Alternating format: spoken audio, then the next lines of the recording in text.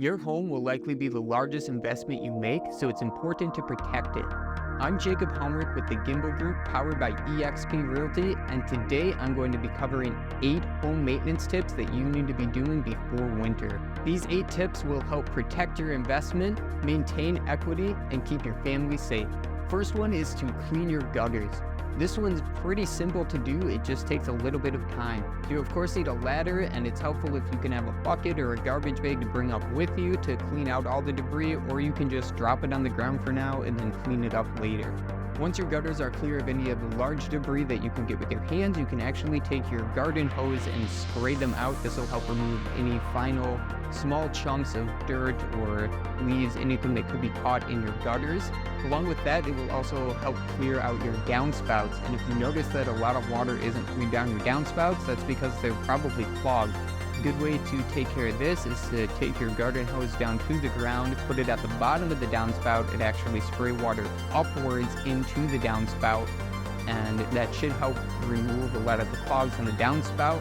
So just keep doing that, try different angles, different things to really rinse out the downspouts, and you should be good to go. If you're finding that the water in the garden hose just isn't getting the job done, you can always try getting a snake, as the clogs might be too big. Once you're completely done with your garden hose for the season, you want to make sure to winterize it. This is extremely important to prevent your pipes from freezing, and this is something that you may not even notice until spring, and then your basement could end up flooding, and this could cost thousands of dollars to repair. So it's definitely important that you take time to winterize your hoses. If you have multiple, make sure you do it to all of them. This is a simple task that only takes a couple of minutes. So first thing I typically do is disconnect the garden hose itself, and you can drain that out as the best you can, and then I normally store that in the garage, or you could even bring it inside. You just want it somewhere warm where it's not going to be exposed to the elements, shortening its lifespan. Then I'll go inside the house, and I will actually shut off the water valve from the inside of the house to the outside spigot. And what this does, it just prevents any water from flowing there, and this is actually what could cause your pipes to freeze inside. So by shutting off that water flow, you're going to help protect the pipes and the spigot itself. So after that's shut off inside, then you can go outside and you can actually turn the spigot on. This will help drain any remaining water that was just in that small amount of piping from where you shut the water off to where the water flows out and into your garden hose normally when it's connected. Again, this is just going to help protect it, and what I do, I actually learned that you can keep this open throughout the winter just in case there is any moisture that's built up. That should be installed at a slight downgrade, so it should just flow right back out and drip out if you leave the water flow on versus turning it off through the winter. Shouldn't make a big difference ideally, but you can go ahead and leave that on. Just remember in the spring to turn it back off before you turn the water on the inside of the house. The next easy thing to do is to change your furnace filters. These should be done anywhere from 30 to 90 days is typical, what I've seen, and it really varies depending on your furnace and the furnace filters you have. So check the owner's manual and check the filters themselves. They should have instructions for how often they need to be changed. Changing your air filters regularly is going to help in 2 main areas, and the first one is the air quality in the house and what you're breathing in, and the second one is the lifespan of your HVAC system. When you neglect to change the air filter on your HVAC, air pollutants start to build up, such as dust, animal dander, and pollen. These are going to be in the air more than, and you're breathing them in, which is not good for your health. Along with that dirt and debris is going to build up, and it's going to make it harder for your HVAC system to run efficiently. This is not only going to rack up your utility costs, but it's also going to shave off life of your entire HVAC unit. So be sure you check that manual and get these swapped out as needed. It's typically anywhere between 30 and 90 days is what's recommended, but again, just go ahead and double check both the air filter that you're using and your HVAC unit to see what they recommend. Another thing you want to do before winter to help save on energy costs is to make sure that your house is sealed up properly. If you need to caulk any areas such as around windows or doors, go ahead and get that done in the fall before the cold temperatures hit. Do your best to get any caulking done when it's a little bit warmer out, and of course make sure it's not raining when you are applying the caulk. Another thing to do before winter is to service all your winter equipment. So most notably, this would probably be a snowblower if you own one. If you have a shovel like myself, you don't really have to do much, just make sure it can scoop up the snow. So one of the things you want to check on your snowblower is the tires. You want to make sure that those are inflated well, and know that roughly for every 10-degree drop in the temperature, you're going to lose about 1 psi in your tire pressure. So go ahead and just make sure that those are well inflated and add any air to those if you need to.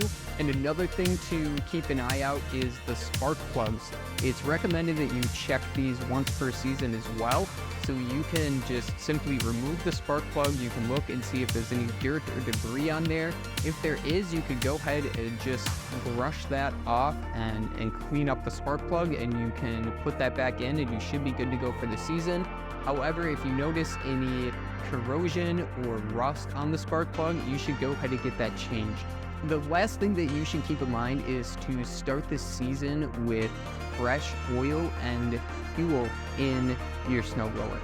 Now, I've seen mixed reviews on this. I've seen some people claim that you should always change this at the end of winter before you store your snowblower for the spring. So they recommend to drain the oil and drain the gas out of the gas tank before they store it after they're done with all the snowblowing for the year. I've also seen other people claim that they prefer to just drain it out before they use it for the first time, and then they'll pop it off with fresh stuff. So I'm definitely not an expert on snowblower maintenance. However, I do have some great links and resources down below in the comment section, so feel free to check those out. And again, I would always refer back to your owner's manual, or just go ask a professional who would know more about this, and they'll be able to tell you what the best course of action for your particular snowblower is. Another thing you should be doing at least once per year is cleaning your dryer vent. So of course you should be cleaning out the lint holder in your dryer, and that should be after every load, but you also need to keep in mind that you need to be cleaning the entire dryer vent to the exterior of your home.